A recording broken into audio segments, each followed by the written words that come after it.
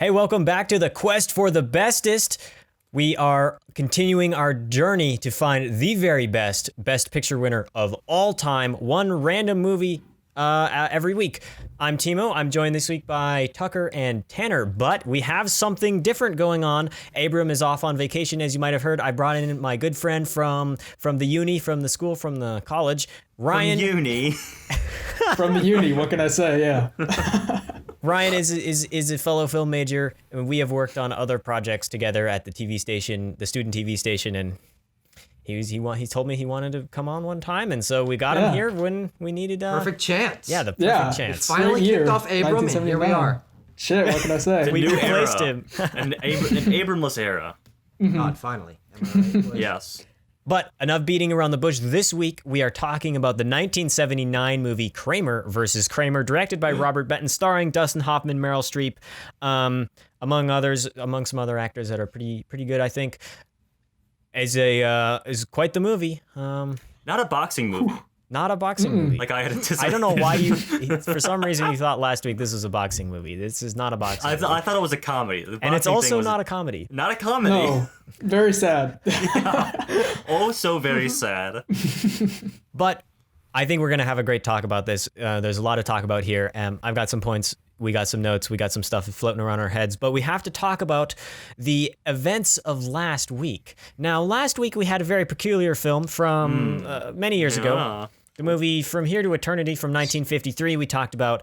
And the general consensus was that it wasn't very good. In fact, it's the bottom of the list. We had to go to the back page of the quest for the bestest ranking. The second time, but the first visual time. Yes. From Here to Eternity ranked at number 12. And, Yikes. well, Should be lower. I bet it will drop. It will be 13, maybe. I'm going to say it. It's going to be 13. This movie was better than From Here to Eternity. Yes. So, without any further ado, let's jump right in. Since, Ryan, you're our guest, lay us your first impressions, and let's start broad and we'll dive deep as we go further. Yeah. I just finished watching it like maybe 10 minutes ago, so it's really fresh on the mind. It was interesting. It reminded me a lot of Marriage Story, which came out last year, was also Best Picture nominee. I thought it was good. I think you have a lot of great performances there, especially from your two leads, Hoffman and Streep. I thought the writing was really impressive. And was also really impressed by a lot of the visual stylings. It's not like a super stylistic movie in the sense that you might think, but there are a lot of interesting framing choices in there that Benton and the director of photography implements. So yeah, I enjoyed it. I don't know if I enjoyed it necessarily more so than the rest that y'all have listed so far, but yeah, it was interesting. Sure. Well, there we go. I think a little plot synopsis is in order. This movie is pretty well known, actually. It was a pretty big phenomenon back in the day. It's about the two Kramer parents, Ted and Joanna, who have a child, and Billy, the little boy, who is... What a champ. Yeah, he's a champ. He goes through a lot in this movie. Joanna decides that she no longer loves Ted and wants to move out. And so she leaves, and Ted takes care of his son for 18 months. And then Joanna comes back, and they enter into a bitter court battle about who gets custody of the kid. And it's pretty heartbreaking. Yeah. I think that this movie impacts me a lot because I am the child of divorced parents. And I was 11 or 12 when it happened. So it was a while ago, and I don't necessarily remember it, but I remembered being very tough. I never had to experience the courtroom or anything, but watching this movie and just hearing the things the parents are saying to each other, it really hits home for me. This is my second time watching it this year, so I'm pretty fresh on it. But I think that the most impressive thing about this movie, from my perspective, is how it handles the stresses of a single father, which is something you don't see a lot in a lot of movies. And him, Dustin Hoffman as Ted Kramer, balancing his work and his family life and becoming more paternal as the movie goes on, and you really get a connection between him and his son. The movie is best in its quieter moments where they're just sharing a moment in the apartment, messing around or going shopping or something like that. And it's those quieter moments I really think sell the characters, especially the kid. Billy played by Justin Henry, one of my favorite child performances of all time. He's absolutely fucking fantastic. I think Ryan drew a comparison from this movie to Marriage Story already. One of the big I couldn't help but draw those comparisons while watching it myself. One of which is this Justin Henry, you said, much less of a little shit than whoever the kid was in Marriage Story. That kid was obnoxious and I hated him. But Billy in this movie, while still, he throws temper tantrums like children do, I didn't hate him. So that's something. He's a reasonable child. Yeah. I mean, he does his dumb kid things where he's arguing with his dad. He's like, he doesn't want to follow the rules, but he has those moments where he's like, okay, I'm agreeing with my dad. We have the rules set down. They have a really good bond together, and I one thing you mentioned his Dustin Hoffman's Ted's growth from as a parent. The first morning after Joanna left, and he has to make breakfast and make himself coffee and get Billy ready for school.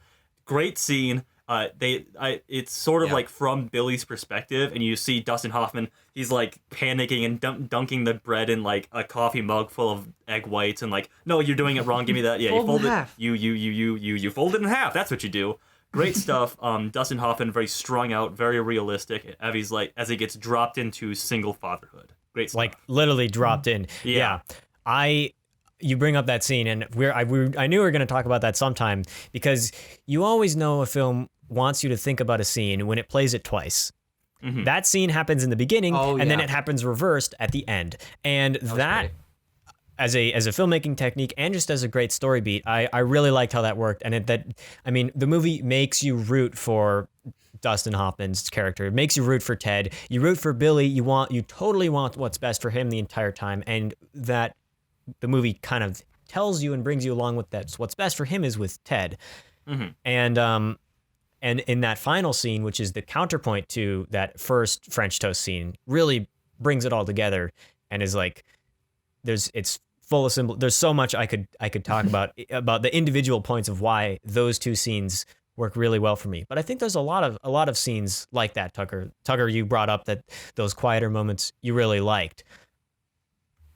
Yeah, I also think that Benton also does that twice at the end, which I thought was really good. He does it not only with the French toast scene, but also with the elevators. He cuts with the same shot from earlier when she's first leaving him. That's what I was saying. At the end, it's literally reversed. Yeah, the actual order, it's like elevators and then French toast, and then at the end it's around. French toast and then elevators. And when I saw that, I was like, oh, technique. Love a bookend. Love it. Oh yes. Okay, so I'm gonna throw this out there. My favorite aspect of this movie, I talked about the relationship, I talked about that. I think I like the best how it transitions into a courtroom drama. Yeah. I'm a big courtroom drama fan. And not even murder, you got your technically 12 Angry Men, but kind of that kind of bantering back and forth and really digging into each other and getting into personal lives, and it really brings to the top everyone's personalities. They have to react fast to questions being thrown at them, and you learn a lot about the characters through those scenes. And I really like that transition. It's about two-thirds of the way through, it transitions to a courtroom drama, and I really liked how that was handled, because I knew it was coming as someone who had seen the movie, but watching that build up and then seeing them get a little more stressed about, oh gosh, okay, the courtroom is coming and we're gonna have to deal with that. I think it's really impressive. Yeah. I was very appreciative of that transition, because I did feel the film was starting to slow up a little bit. I was losing a little bit of interest, and then it cut into that it cuts to the courtroom. Like, oh, we're here. Okay, we're getting into it, and it piqued my interest immediately. Very well done. From like the bit of a slow pacing up to it to immediately grabbing you again. Mm-hmm. I almost forgot that they were going to include courtroom elements, I guess, because obviously I was drawing comparisons, like we said earlier, to Marriage Story. And I guess since that film implements a lot more of the courtroom elements earlier on, when I didn't experience it earlier on in Kramer versus Kramer, I was kind of thinking, okay, so are we just not going to get to that part? Did I maybe misremember the synopsis or something like that? But yeah, I think the transition was really smooth. It definitely didn't feel out of place to switch up, I guess, the stylings of the third act away from the more quiet family drama, more into the courtroom stuff. Writing, that can be kind of difficult when you're switching up the stylings in that sense, or the genre. But I think Benton did it really well. I think it's a smooth transition, like y'all said. And obviously the courtroom stuff hits hard. There's some ouch moments in there. Yes. Okay. So I think it was Timo. Maybe he said that. We obviously, as the audience, we follow Ted for most of. So we are supposed to see that what is best for Billy is to be with Ted, and to continue the us drawing comparisons to Marriage Story. Something I appreciated about Marriage Story was it didn't really have you take a side. You saw the pros and cons of both Adam Driver and Scarlett Johansson. This, you do take a side slightly, but you don't hate Meryl Streep. She's very clearly overwhelmed, and yes, you see the faults. I mean, you understand the faults that Dustin Hoffman had. He didn't let her be her own woman, obtain a career of her own, and so you see you do have that softness for you, but you see also Ted's growth as a parent. So yeah, you see it's sort of the opposite side of Marriage Story, where whereas you see they're both bad people in Marriage Story, they're both like genuinely good people at their heart in Kramer versus Kramer. And so when they're tearing themselves apart, or rather, when their lawyers are tearing themselves apart in the courtroom, it just hurts you, because especially when it's happening to Joanna, because you see she doesn't really want this, and as the trial goes on, she sees that Ted is a better parent, and she's like, yeah, but she has to carry on with the case anyway. It's really heartbreaking, and it had me on the edge of my seat and also like on the verge of like angry/sad tears. So yeah, great stuff. We've been talking about writing so far, and I think this film is very well written. But I'm actually not sure I agree with you about Meryl Streep's character, about Joanna. I kind of don't find her very sympathetic. Especially, I want to talk about the end later, but we can save that for when, further on more, because I have thoughts about that. But I feel like because we don't get to see so much of her, it's so expository how we learn about Joanna, about Meryl Streep's character, that I maybe want to know more and want to be shown how she's actually a good parent, but the film just kind of is like the court makes you assume that she's good as well, even when the stuff that we're shown, her leaving, her coming back, just re-entering, really doesn't seem to make her be a great person. And then when she is around, she's not given that much to work with as a character and as Meryl Streep as an actor, I think. And so I don't personally find that character to be super, super, to really make me want to root for her and see oh, how is this conflicting? I'm just like, yeah, I don't want you to win. Like you kind of suck. That's how I thought. She didn't seem sympathetic to me. Yeah, I can see that. Okay, so that is my major criticism with this movie, is Joanna does not get enough development. That's one of my few negative points I've written down here. I think there are plenty of opportunities where that could have been inserted very naturally. I think maybe give us a little bit more of a lead-in before, boom, straight off. Like, the first time she shows up on screen, she wants to leave. Like, that's our first introduction to her character. We could have gotten something a little bit before with the three of them as a family, her being a little bit reserved, upset, but not really wanting to show it, showing her bond with Billy. That would have been really nice. And also, when she comes for visitation for Billy that one time, Billy runs into her arms, that would have been a great opportunity to insert a 5-10 minute scene of them palling around in New York and showing her talking to him about why she left and stuff like that, and showing her connection there, that she could be a good parent. But unfortunately, they left that to the wayside, and I think for some degrees that's actually works to the film's favor, because it's sort of a commentary on the court going with, okay, motherhood, right? Yeah. She's the mother, so she gets the what's the word? Custody. Custody of the child, yes.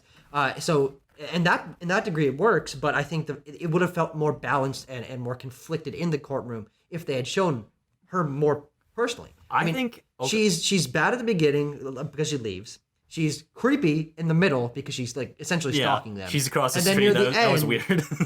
And near the end, she gets a little bit of redemption as she's apologizing because she doesn't want all this to happen, but it's happening. And then, of course, in the end, she sort of redeems herself. But it didn't really flow naturally to me. I really wish she had been given a little more screen time. Yeah, I think her redemption comes across in the performance from Billy Justin Henry is the actor's name you said.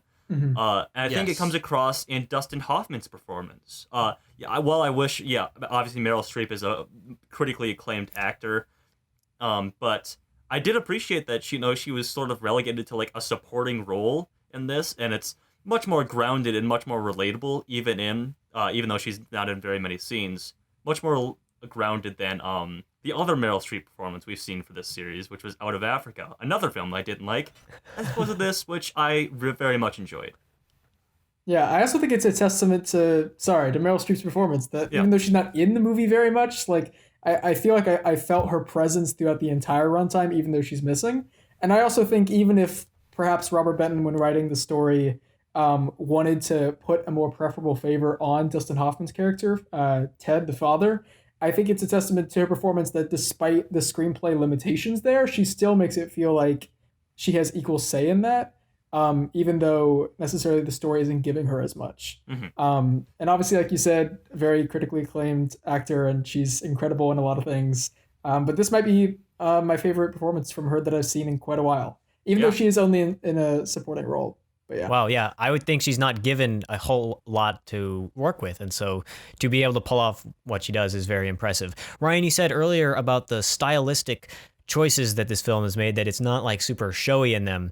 Would you care to elaborate, explain what you were thinking when you brought that up? Sure. I mean, we talked a little bit about it earlier. I think a lot of that has to do with keeping a consistency in visual stylings. And we talked about that when we were talking about the bookending of scenes with the egg scene and the elevator scene and how it's shot very similarly.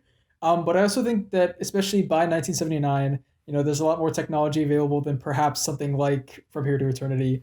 And there's a lot of opportunities that Robert Benton had to really create like a very showy cinematographic style. But I think he keeps it very restrained, which I think has a lot of narrative say in how the characters are feeling at the time. I think there's a lot of opportunities where he could do like a lot of quick cuts, a lot of, quick move-ins, and a lot of just showiness in the cinematographic style that he really just doesn't do. He keeps it very, like I said, restrained. It's a lot of long takes, especially the one that I was really impressed by was the scene where Ted is reading a story to Billy, and you're seeing it from outside the hallway, and they're like only in a little bit of the frame, and then he gets up, he walks out, and he goes on the phone, and it's all done in one shot. And obviously it's not a very difficult shot to pull off, but it's definitely something that they could have cut multiple times. And then there's the park scene when Billy's first learning to ride a bike, or even when he's running up to Joanna during the aforementioned visitation. I think there's a lot of opportunities where Benton had chances to really do like a lot of visual stuff, but he kept it very, like I said, restrained, which was a very interesting choice, but one that I appreciated, especially considering how needlessly showy some of the Best Picture winners can be. Like just because you have the opportunity to do extravagance doesn't mean you necessarily should. And I think Benton understands that, which is something that I was super impressed by. Yeah. I want to talk about just real quickly. Oh wow. Oh, sorry. Real quick, we have seen another 70s New York movie, The French Connection, which portrays a very different New York. These are not temporally very different times or places, and yet these are very, very different pictures of this city. And you say New York is a character, and it's kind of a cliche, but it's true. I think you make a movie in New York, you got to use New York. And I kind of like how this is not a super gritty New York. It doesn't really focus on the aspects It's a beyond homey New York because it's their home. Yeah, it is. That's exactly right. It's a homey New York, and I like that. I like it. I think that works. The homie New York. The homie. It's a character. Yeah. Some beautiful stuff when they go up to his new office. I mean we've seen pictures of aerial New York a billion times, but it was still we understood like Billy's wonder of like his dad's new office. Like, whoa, you see the Chrysler Building from here, crazy. And Billy doesn't, but there's the irony in that scene because Billy doesn't understand that this is worse than his job before. Yeah, he's right. He's right. Yeah, that was a good scene. I've got a couple more things to touch on. First, I would just want to rattle through the winners and the nominations that this movie did yes. at the Oscars. Ooh, what a conversation to have. Yeah, so I'm not sure how deep we'll go into this. We haven't really gotten into that side of the Oscars much. But it obviously won Best Picture, Best Actor for Dustin Hoffman, Best Supporting Actress for Meryl Streep. So that's pretty fucking wild that both of them got it. Yeah. Although she's supporting actress, she's not Yeah. full-on Best Actress. Adapted screenplay, which I'm not exactly sure what this is adapted from, but regardless, and director for Robert Benton. And it was So nominated it won for, those. Yes. Oh, wow. Whoa. Yeah, Quite really. sweet. I think went all I think out. that's basically all of the big awards. Best That's all director, all actor, four, actor. yeah. Oh, well, so not it not It was it's supporting actors. actress. Yeah. Okay. Yes. Uh-huh. And it was nominated for supporting actress for Jane Alexander, who is Margaret in the movie, and supporting actor for Henry, which is fucking cool. I don't know how many people that young have gotten that nomination, but that's I think awesome. he's actually the record holder for the youngest at the time of nomination. Yeah, I think he's Nice. what 10 maybe or something. Oh, I don't know. don't even think that. Yeah, no, he's 7. Well, the character's 7, but He could be 10 or something. Who knows? Yeah, It's a or 8. movie. Also- also something like that. nominated Anyway. for cinematography and film editing. So Yeah, interesting. What a set of Well, nominations. Yeah, I mean, do you guys have any comments on that topic? Well, I would. I mean, if one of you can pull it up quickly, who else was nominated alongside the little boy for that award? Because For Who won supporting Best actor? Supporting actress? for Yeah. best It supporting was- actor, because he was incredible. I mean, was that's fantastic. maybe the best child acting performance I've ever seen. Truthfully, I mean, it just. I will admit, there's stories like that. This one where it's Okay. like the father and the son connection. They tug at my heartstrings a little more than usual. They get me a little bit more. And I mean, his performance it really got me. Yeah. The winner was Melvin Douglas in Being There. Oh, good movie. Good performance. Also nominated was Robert Duvall from Apocalypse Now, which Oh. didn't win So- Best Picture this year. That's the thing about the nominations is that Apocalypse Now is from this year. Yeah. Apocalypse Yeah. Now is a really great movie. It's a really different movie. I don't Yes. exactly know how much there is to discuss about it because it didn't win. I'll listen. I think we're all thinking it. I'll say it should have won. It should have. Yeah. I even prefer Kramer versus Kramer over Apocalypse Now, but I still think that Apocalypse Now has that power and the grandeur that you sort of associate. I think it's fun that something this small and personal Yeah. one. very It interesting. certainly sets itself apart, but in the grand scheme of things, like okay, Apocalypse Now, people think about that movie a lot more than Yeah. they do Kramer versus Kramer. But I actually have one last comment on the film, and that is the way that it handles commentary on gender roles. I think is really cool. Yeah. I talked earlier about how it tackles the stress of a single father, which isn't something covered, but And the court commentary on system. gender. Yeah, and in the court system, and then the commentary on gender roles, which is sort of ham-fisted in the courtroom because they have to explain this is Yeah. why these things are happening. But I think that showing Dustin Hoffman being really paternal, talking to his boss and his friends about his son, like fun stories they were having together, and him being the only dad, and scenes like the pageant scene, or when he comes to pick up Billy from the party, and Billy says, all the other moms came earlier. There's little tugs of the fact that this isn't normal, quote unquote normal for a man to be doing this, especially in this era. But I think that's a really interesting commentary. We get those a little more often now. It's interesting to see something like that happen in the 70s. Yeah. Yeah, that's what I wanted to say about that. I wanted to bring up, Timo, you're more of the audio score man than me, but I wanted to bring up the main theme.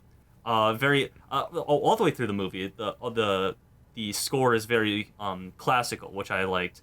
But the main theme, it happens a few times, and it was very energizing. It has like an energy to it, and yeah, I guess it just goes well with the film. What were you guys thoughts? What were you guys' thoughts on that? I liked the score. I thought it was very sparse. I thought it was not used very much, and that's okay because the power of the actors and the writing was really carrying. I didn't need to be told what to felt. I felt it already. Yeah. So I thought that it was good. It worked. I thought it was a little interesting that Benton chose to have it be a diegetic sound in its first instance. They pass by it and the dudes are playing it on the street. Oh yeah. Yeah. It doesn't really matter. It's just like, I mean, I guess if you want to, you can. Yeah, it's an interesting do that. lead-in for sure. Yeah. Well, yeah. I thought. I mean. If you want me to do my segment on filmmaking fundamentals, which I like to do, yeah. I think this film is very solid. There's no moments where I thought like, oh, like this is like what the heck, like you made this movie and you screwed up on this like relatively basic-ish thing. Like everything, costume design, everything like that is all production design, sound design, just like fidelity of recording. It's all there. It's best picture quality, at least, Yeah. And so, I mean, there's not, I don't have anything to really nitpick there. I do kind of want to get to some nitpicks I have about the film. Okay. That there's moments that are still there that really kind of show its age when Robert, whatever his name is, Dustin Hoffman, Kramer. Yeah. when Kramer goes and he gets the new when he gets the new job and he goes and he like full on smooches that woman in the office. It's kind of gratuitous and like he's like excited, like he's got it, he's saved. It's like, does that really need to be there? And there's the scene with the secretary. She's nude.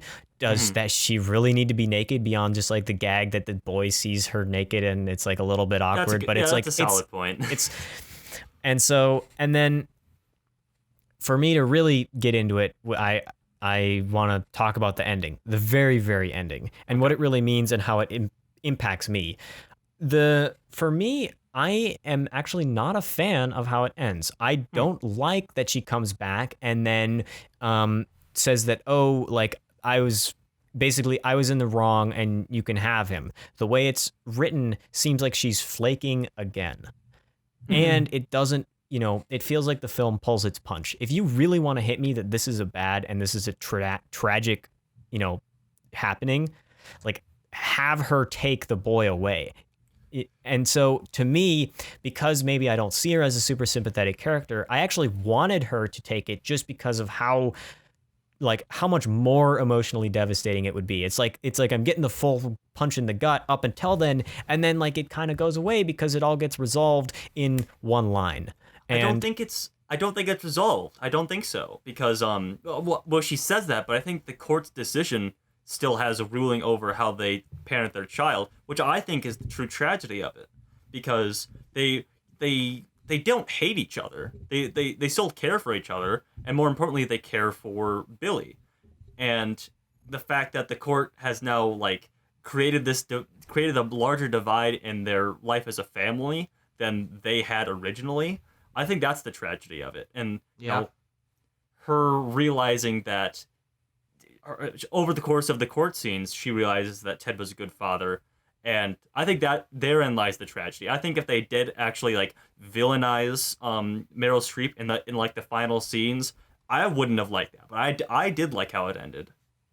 So I'm of a few minds on this. I think that yes, the power of the movie does come from it being a tragedy. I think two things point to that line that Dustin Hoffman has, where if they end up doing this, it'll cause irreparable damage to his relationship with his son. Like that's a really tough moment. And then when the decision does come through and he realizes that he lost and he stands up and he walks away from the table.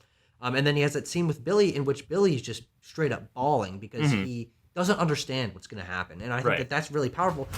Oh, well.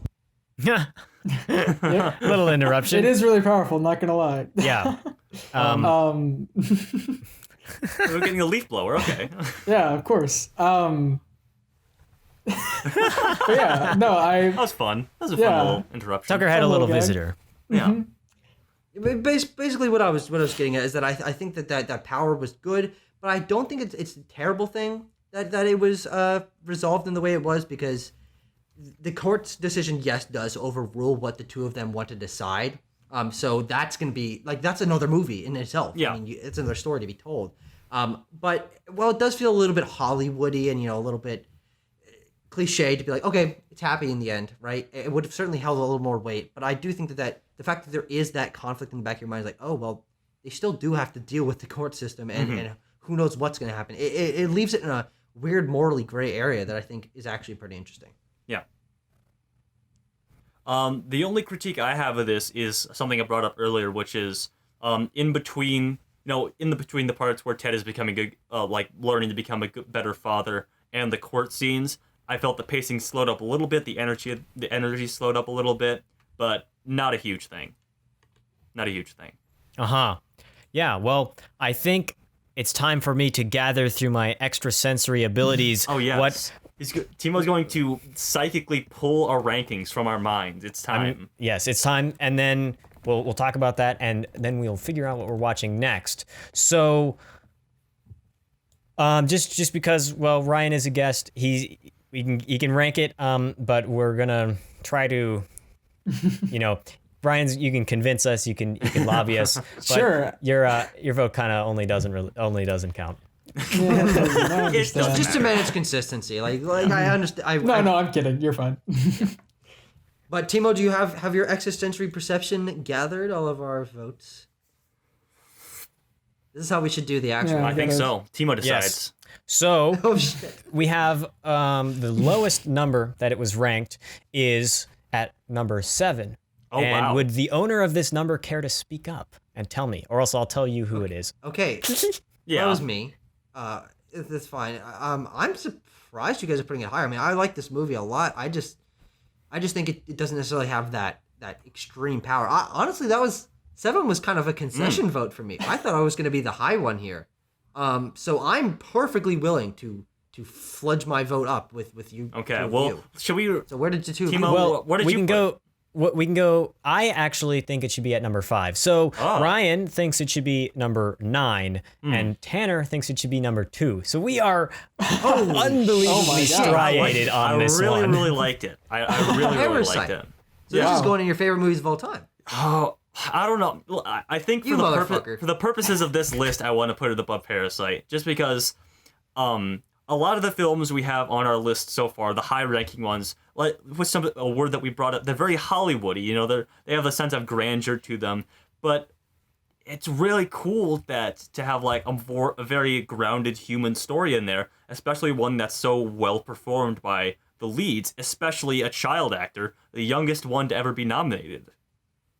That is a point to its credit. I don't know if I can rank it above Argo to me, just as an effectiveness as a movie. I did feel a lot, but just like frickin' Argo, man. I want to, we used the phrase when we reviewed it that it grabs your nuts and stretches them. And like, while this movie gets kind of close, it doesn't, I was very close to crying, but I didn't cry. Well, listen, I don't usually cry in movies, but I've gotten close, and this is a movie that got me close to crying.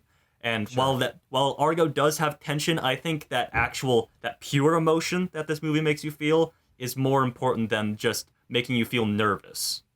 Mm-hmm. Okay, well now Ryan, lobby us. Listen, here's the thing. This is a good movie. I do think that it's got great elements and everything, but I personally prefer a lot of the other ones that y'all have put higher. Admittedly, I haven't seen all of them in here. I only put it at number 9 because I liked French Connection better, and y'all have that at number 8. I thought French Connection was really great. I think it's a super interesting look at New York City and at how crime is dealt with there, and I think it's very naturalistic, especially for the early 70s. Like it's kind of a landmark in the idea of like the new Hollywood. I do think this is a good movie, but ultimately I disagree with the idea of putting it above something like Parasite or even something like Godfather 2. Godfather 2 should be higher. Let's say that. I've got something that's on planned y'all. to deal with this Godfather 2 issue. Don't worry about it. Just But yeah, I also think considering this kind of film it was up against, obviously we talked about Apocalypse Now. I also think we'd be remiss not to mention Bob Fosse's All That Jazz, which was also nominated for Best Picture, and I also think is far superior to Kramer versus Kramer. I think in light of not only the other films that y'all have listed, but also what it was up against, it's not like something like shoot, I don't even know. It's not like one of the nominees where it's like, oh, it's not like a great year, so like it's understandable that it won. Like I think there's a lot of great films that were nominated and a lot of great films that weren't even nominated for Best Picture at all, that I think putting Kramer vs. Kramer higher than I think even 7, which Tucker had would be my concession as well. But yeah, I would personally go maybe 9, but also admittedly I haven't seen all of the films that y'all listed. I feel bad for Tanner because I'm sensing a 7th place compromise.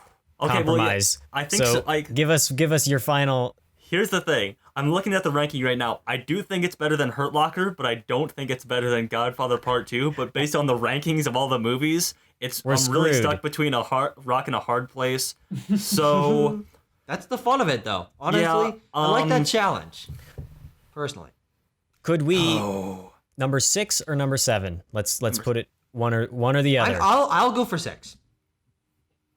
Sure. And sure. the two of you Just had it over that, so let's just go with 6. Okay. Number 6. So We will re-rank Godfather Part 2. Yeah, please to do. fix this. So yes, I've been thinking about it. I've had this idea to do a re-rank episode once we get a couple more movies in here, where we will lobby each other to move one movie to a new place, and I think we're all gonna lobby for the same movie. So, Hell no, are you kidding me? well, Tucker Why would doesn't I like lobby crime for movies, Godfather so Part 2? Yeah. that's a bit of an issue. Well, I think we've gotten time to do our little random chance exercise. We gotta spin that spin wheel. Spin it. We're gonna find out what we're watching next week. All right, let's. Wheel controls my life, my I very have essence. let Spin. not only have let Jesus, I've let randomness take the wheel. All right, I've got the wheel pulled up. Are you guys ready? Wheel. prepared. Wheel. Are you ready? Are you ready? Yes. Okay, you can see it, and I'm gonna. Okay. Out of 70, we got 79 movies. So now I'm hoping for number 30 something or above, so we can get an older movie. Yeah. Because the higher it is, the older it is. All right, let's spin that wheel. Spin the wheel. Spin the wheel. My God, whoa! This is quite the spin this week. So I made sure to shuffle it. I did all the regular business that we got. Yes. And?